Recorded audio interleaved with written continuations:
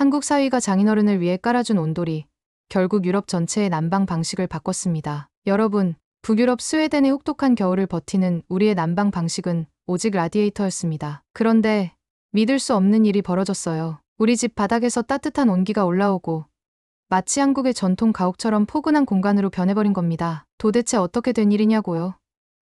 모든 것은 내 딸의 남편, 한국인 사위 덕분이었어요. 한국에 다녀온 딸이 한국 남자와 사랑에 빠져 결혼을 했고 어느 날 사위가 스웨덴 우리 집에 방문했습니다. 그런데 우리 집의 차가운 공기를 견디지 못한 사위가 믿을 수 없는 결심을 하게 되죠. 한국의 전통 난방 시스템, 온도를 우리 집에 설치하겠다는 겁니다.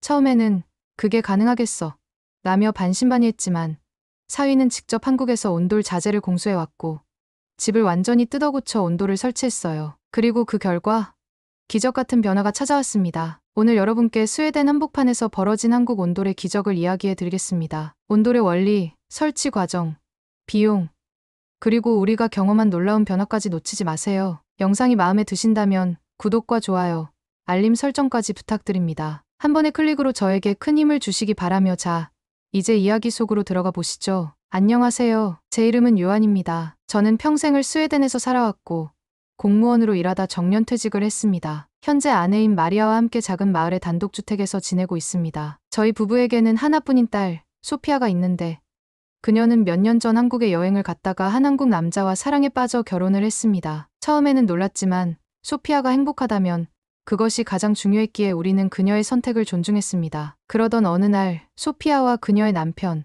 그러니까 제 사위인 김민수가 우리 집을 방문하게 됐습니다. 민수는 한국에서 IT 엔지니어로 일하는 아주 성실하고 똑똑한 청년이었죠. 그런데 스웨덴에 온 그는 우리 집에 들어서자마자 당황한 듯한 표정을 짓더군요. 장인어른, 이 집 너무 춥지 않으세요? 그 말에 저는 웃으며 대답했습니다. 이 정도면 따뜻한 편이야. 스웨덴의 겨울이 원래 이렇지. 사실 우리 집에는 중앙난방이 설치되어 있었고 라디에이터가 집 안 곳곳을 데우고 있었습니다. 하지만 라디에이터 난방은 공기를 데우는 방식이라 아무리 난방을 해도 바닥은 여전히 차가웠습니다. 우리는 두꺼운 양말을 신고 실내에서도 슬리퍼를 신는 것이 당연한 생활이었고 소파나 침대에 앉아야만 따뜻함을 느낄 수 있었습니다. 그러나 민수는 도무지 이해할 수 없다는 듯 고개를 갸웃했습니다. 장모님, 장인어른 이렇게 추운 바닥에서 사시다니 몸에 무리가 가실 것 같은데요. 그 말을 들은 우리는 그냥 웃어넘겼습니다. 추위는 익숙해지면 괜찮다는 것이 우리의 철학이었으니까요. 하지만 민수는 심각한 표정이었습니다. 그날 저녁, 그는 소피아와 무언가 심각하게 대화를 나누더니 다음 날 아침 내게 다가와 말했습니다. 장인어른, 제가 온돌을 설치해 드릴게요. 온돌. 그게 뭔데? 그때까지 저는 온돌이라는 단어를 들어본 적도 없었습니다. 한국식 난방 시스템이라고 했지만 솔직히 말해서 라디에이터보다 더 나을 것이 있다고는 생각하지 않았죠. 그러나 민수는 눈을 반짝이며 설명하기 시작했습니다. 온돌은 바닥을 직접 따뜻하게 데우는 난방 방식입니다. 한국에서는 2000년 전부터 사용해왔고 지금도 대부분의 가정에서 쓰고 있어요. 방 전체를 고르게 덮이기 때문에 집안이 훈훈하고 특히 건강에도 좋아요. 특히 장인어른과 장모님처럼 연세가 있으신 분들께 딱이죠. 처음에는 그런 게 가능하겠어? 라고 생각했지만 민수는 진지했습니다. 저 한국 가서 온돌 자재를 직접 가져오고 전문가와 함께 다시 올게요. 그러면 직접 시공해 드리겠습니다. 그 말에 저는 솔직히 당황했습니다. 스웨덴에서 평생을 살아온 저는 우리 집을 뜯어고친다는 것 자체가 상상도 안 됐거든요. 하지만 아내인 마리아는 한참 고민하더니 조용히 말했습니다. 우리가 한번 믿어보는 건 어때요? 민수가 정말 그렇게까지 해주고 싶어 하는데 민수는 이미 결심이 선 듯했습니다. 그는 곧바로 한국에 있는 친구들에게 연락을 하더니 온돌 설치에 필요한 자재와 기술적인 부분을 꼼꼼히 알아보기 시작했습니다. 장인어른, 스웨덴에서는 온돌이 흔하지 않으니까 직접 공수를 해야 할 것 같아요. 전기 필름 온돌이랑 온수 순환식 온돌 두 가지 방식이 있는데 집 구조를 보고 결정하면 될 것 같습니다. 솔직히 말해 저는 아직도 이게 현실적으로 가능한 일인지 반신반의하고 있었습니다. 스웨덴의 집들은 기본적으로 라디에이터 시스템을 기반으로 설계되어 있었고 바닥을 다 뜯어내고 온돌을 설치하는 것은 엄청난 공사가 될 터였습니다. 근데 그렇게까지 해야 하나? 그냥 난방 온도를 조금 더 높이면 되잖아. 그러나 민수는 단호했습니다. 그렇게 하면 공기는 따뜻해질지 몰라도 바닥은 여전히 차갑고 난방비만 올라갑니다. 온돌은 난방 효율이 훨씬 높아요. 그리고 무엇보다 건강에 정말 좋아요. 스웨덴은 겨울이 길잖아요.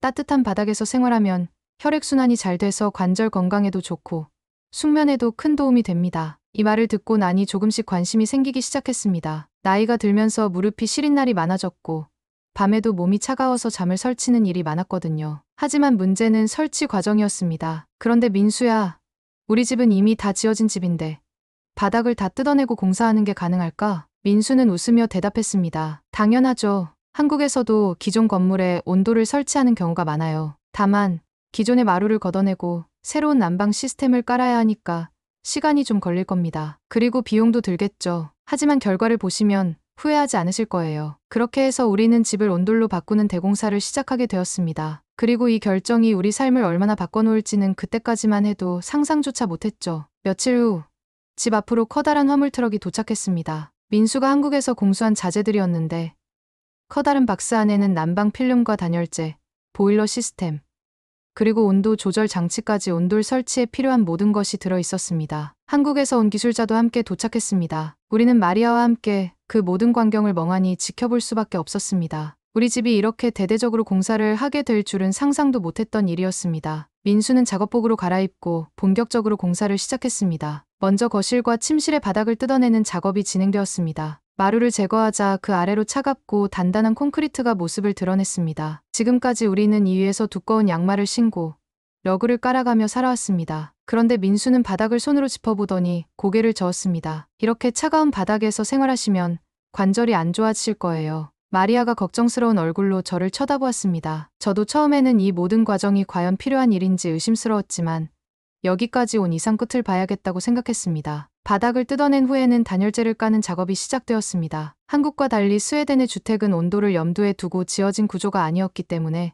추가적인 단열이 필요했습니다. 민수는 단열재를 꼼꼼히 깔며 설명했습니다. 온돌의 핵심은 열이 위로만 올라가도록 하는 겁니다. 단열을 잘못하면 열이 밑으로 빠져나가서 효율이 떨어지거든요. 마치 한국의 집을 짓듯 하나하나 세심하게 신경 쓰는 모습이 인상적이었습니다. 그 다음으로 바닥 위에 난방 필름을 깔았습니다. 한국에서는 보일러에서 데운 온수를 순환시키는 방식도 많이 쓰이지만 우리 집에서는 전기 필름 난방과 온수 순환 방식을 함께 사용하기로 했습니다. 전기 필름은 거실과 침실 바닥에 깔렸고 온수 파이프는 기존 보일러 시스템과 연결되었습니다. 그리고 마지막으로 온돌 전용 마루를 덮었습니다. 마지막 작업은 온도 조절 장치를 설치하는 일이었습니다. 민수는 벽 한쪽에 디지털 온도 조절기를 달았습니다. 이걸로 방마다 온도를 개별 조절할 수 있어요. 외출할 때는 온도를 낮추고 돌아오면 다시 올릴 수도 있고요. 모든 작업이 끝나자 드디어 전원을 켤 순간이 다가왔습니다. 민수가 조절기의 버튼을 누르자 보일러가 작동하며 온돌 시스템이 가동되기 시작했습니다. 처음에는 아무런 변화도 느껴지지 않았습니다. 하지만 온돌이 가동된 지 한 10여 분이 채 지나지 않아 집안 공기가 부드럽게 데워졌습니다. 이전까지 라디에이터 난방을 사용할 때는 공기가 따뜻해도 바닥이 차가워서 발이 시렸는데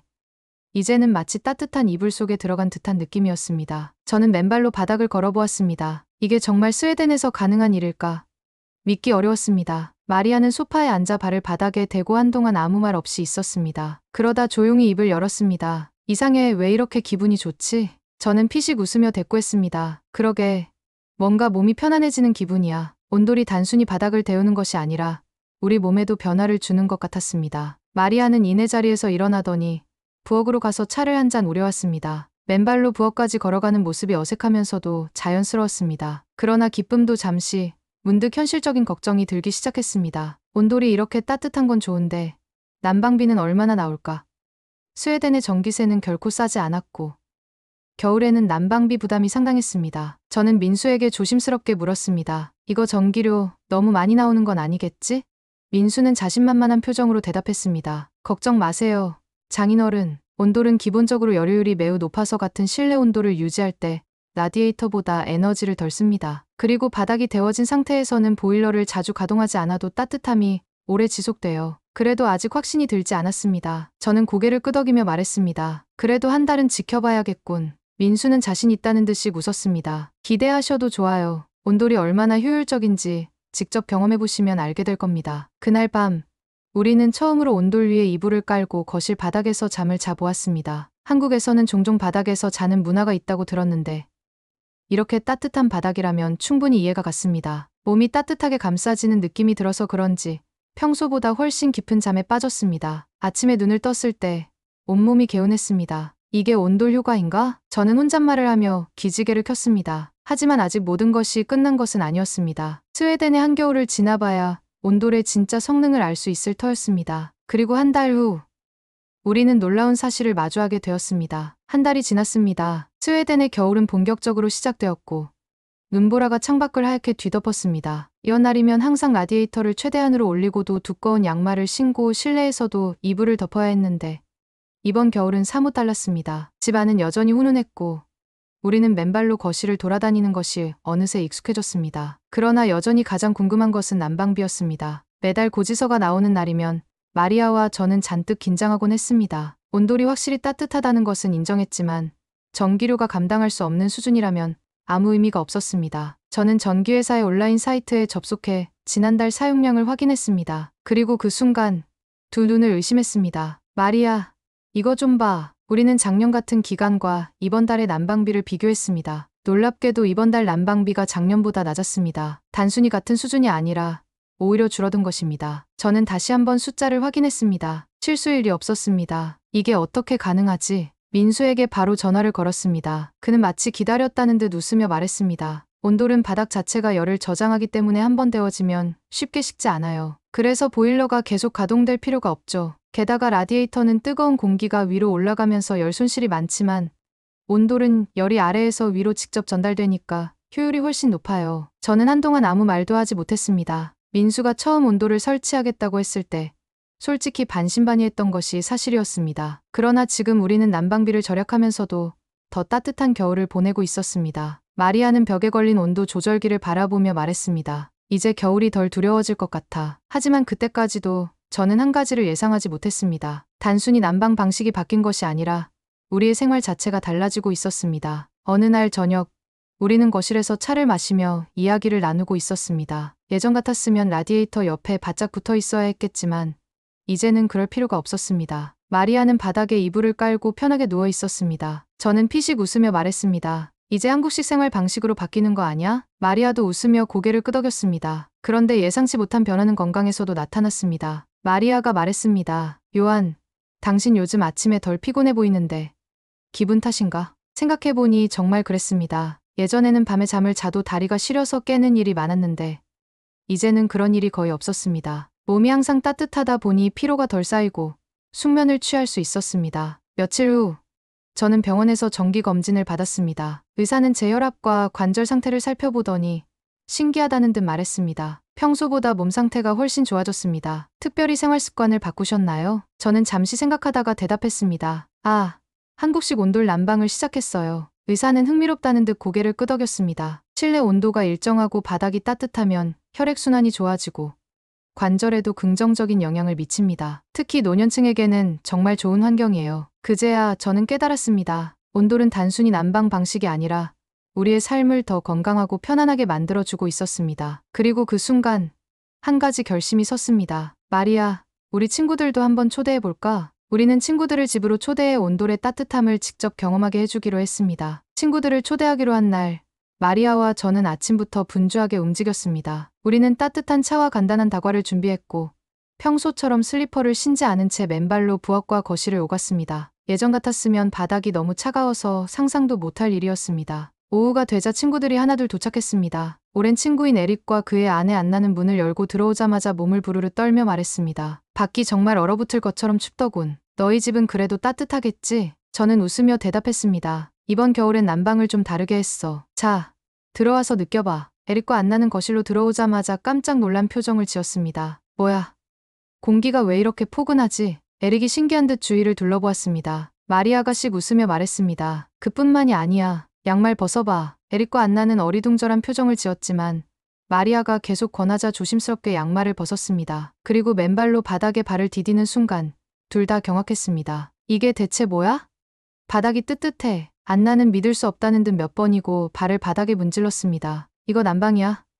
어떻게 바닥이 이렇게 따뜻할 수가 있어? 에릭도 감탄하며 말했습니다. 우린 라디에이터 틀어도 바닥이 항상 차가워서 슬리퍼 없이는 못 다니는데 너희 집은 완전 다르잖아. 저는 미소를 지으며 온돌에 대해 설명해 주었습니다. 한국에서는 바닥을 직접 데워 실내 전체를 따뜻하게 하는 난방 방식이 오래전부터 사용되어 왔으며 열효율이 뛰어나고 건강에도 좋다는 것이었습니다. 에릭과 안나는 연신 고개를 끄덕이며 신기하다는 듯 온돌 위를 걸어 다녔습니다. 그때 에릭이 장난스럽게 물었습니다. 이거 우리 집에도 설치할 수 있어? 저는 웃으며 민수의 말을 떠올렸습니다. 기본적으로 어디든 설치할 수 있긴 한데 집 구조에 따라 좀 다를 수도 있지. 에릭은 곰곰이 생각하더니 마리아를 바라보며 말했습니다. 너희 이걸 언제부터 쓰기 시작한 거야? 마리아는 미소를 지으며 대답했습니다. 한 달 정도 됐어. 그런데 요한이랑 나 둘 다 몸이 훨씬 가뿐해졌어. 밤에도 깊이 잘 자고 무릎도 덜 시려. 예전엔 새벽에 깨서 다시 잠들기 힘들었는데 이제는 그런 일이 거의 없어.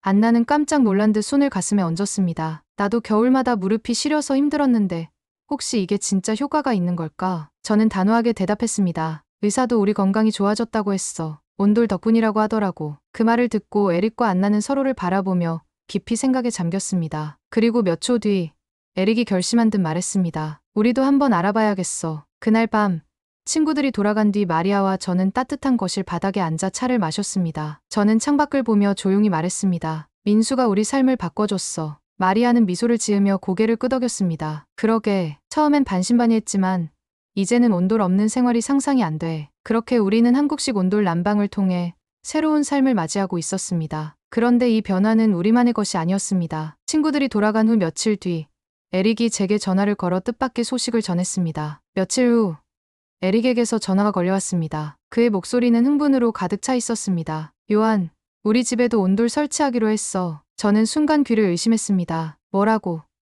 정말로? 에릭은 웃으며 말했습니다. 안나가 계속 내 집 얘기만 하는 거야. 바닥이 따뜻한 게 얼마나 기분 좋았는지. 밤에 무릎이 시리지 않을 것 같다고. 그래서 결국 우리도 온돌을 설치하기로 결정했어. 지금 업체를 찾고 있는데 스웨덴에서 제대로 설치할 수 있는 곳이 거의 없더라고. 저는 미소를 지으며 대답했습니다. 그럴 줄 알았어. 원래 스웨덴에는 이런 난방 방식이 없으니까. 에릭은 잠시 고민하더니 조심스럽게 물었습니다. 혹시 내 사위, 민수가 도와줄 수 있을까? 그날 저녁, 저는 민수에게 전화를 걸어 이 소식을 전했습니다. 그는 잠시 놀란 듯 하더니 이내 크게 웃었습니다. 장인어른, 온돌 전도사가 되셨네요. 저는 웃으며 대답했습니다. 이게 다 너 덕분이지. 그런데 에릭도 온돌을 설치하고 싶어 해. 혹시 도와줄 수 있을까? 민수는 고민할 것도 없다는 듯 대답했습니다. 당연하죠. 에릭 집 구조를 한번 보면 어떤 방식이 가장 적합할지 판단할 수 있을 거예요. 그렇게 해서 민수는 다시 한번 스웨덴을 방문했고 이번에는 에릭의 집을 조사하기 시작했습니다. 한국에서 온돌 자재를 공수하는 것은 이미 한번 해본 일이었기에 훨씬 수월했습니다. 며칠 후 에릭의 집에서도 본격적인 온돌 공사가 시작되었습니다. 공사가 진행되는 동안 에릭과 안나는 점점 더 기대에 부풀었습니다. 그리고 마침내 공사가 끝나고 전원을 켜는 순간 익숙한 감탄사가 터져 나왔습니다. 이거 정말 대단한데? 에릭은 거실 바닥에 발을 디디자마자 놀란 표정을 지었습니다. 안나는 거의 감격한 듯한 얼굴로 바닥을 쓸어보며 말했습니다. 이제 겨울에도 따뜻하게 지낼 수 있겠어. 그 후 에릭은 주변 친구들에게 온돌 이야기를 퍼뜨리기 시작했습니다. 그의 집을 방문한 친구들은 바닥이 따뜻한 걸 경험하고는 하나같이 감탄했습니다. 그리고 놀랍게도 한 명씩 온돌 설치를 문의하기 시작했습니다. 몇 달 후 우리 작은 마을에는 서서히 변화가 일어났습니다. 기존의 라디에이터 난방만을 사용하던 사람들이 하나둘 온돌에 관심을 가지기 시작했고 몇몇 가정에서는 아예 한국식 난방 시스템을 도입했습니다. 민수는 여러 번 스웨덴을 오가며 온돌 설치를 도왔고 심지어 한 스웨덴 건축 회사가 한국의 난방 방식을 연구하기 위해 민수와 협업을 제안하기도 했습니다. 어느 날 마을의 한 신문에 이런 기사가 실렸습니다. 한국식 온돌, 스웨덴의 새로운 난방 혁명을 불러오다. 저는 그 기사를 읽으며 마리아와 함께 미소를 지었습니다. 처음에는 단순히 우리 집을 따뜻하게 만들고 싶었던 것이 결국 이 마을 전체를 변화시키고 있었습니다. 그날 밤 저는 창밖을 보며 조용히 생각했습니다. 한국의 난방 기술이 이렇게까지 우리 삶을 바꿔놓을 줄은 꿈에도 몰랐습니다. 민수가 처음 온돌을 설치하겠다고 했을 때 저는 단순한 실험 정도로만 생각했었습니다. 그러나 이제는 온돌이 우리 마을에 자리 잡기 시작했고 더 나아가 스웨덴 전역으로 퍼질 수도 있는 가능성이 열리고 있었습니다. 저는 차 한 잔을 마시며 바닥을 느꼈습니다. 여전히 따뜻했습니다. 그리고 그 온기가 단순한 난방 이상의 의미를 가진다는 것을 깨달았습니다. 이제 우리 마을의 겨울은 더 이상 예전과 같지 않을 거야. 저는 그렇게 새로운 변화를 실감하며 미소 지었습니다. 에릭의 집에 온돌이 설치된 이후 스웨덴에서 한국식 난방 시스템에 대한 관심이 폭발적으로 증가했습니다. 에릭이 주변 사람들에게 적극적으로 온돌을 홍보한 덕분에 마을 곳곳에서 온돌 설치를 문의하는 사람들이 늘어나기 시작했습니다. 그리고 그 관심은 곧 스웨덴을 넘어 유럽 전역으로 퍼져나갔습니다. 어느 날 민수에게 뜻밖의 연락이 왔습니다. 독일에 있는 한 건축 회사에서 직접 이메일을 보낸 것입니다. 안녕하세요, 김민수 씨. 저희는 유럽 전역에서 친환경 건축을 연구하는 기업입니다. 최근 스웨덴에서 한국식 온돌이 도입되면서 난방비 절감 효과가 있다는 소식을 들었습니다. 저희도 이 시스템을 연구하고 싶은데 협력 가능할까요? 민수는 이 이메일을 보고 잠시 고민하다가 저에게 전화를 걸었습니다. 장인어른, 이제 정말 온돌이 유럽에 퍼질지도 모르겠어요. 저는 놀라면서도 뿌듯한 기분이 들었습니다. 처음에는 단순히 우리 집만 따뜻하게 하고 싶었을 뿐인데 이제는 이 작은 변화가 전 세계적인 흐름이 되고 있었습니다. 독일뿐만이 아니었습니다. 핀란드, 노르웨이, 덴마크 등 유럽의 여러 나라에서도 온돌에 관심을 보이기 시작했습니다. 특히 북유럽 지역에서는 겨울철 난방비가 매우 높은데 온돌이 라디에이터보다 열효율이 높고 유지비가 적게 든다는 점이 주목을 받았습니다. 영국의 한 방송사에서는 아예 다큐멘터리를 제작하기 시작했습니다. Korean Under the Future of Heating.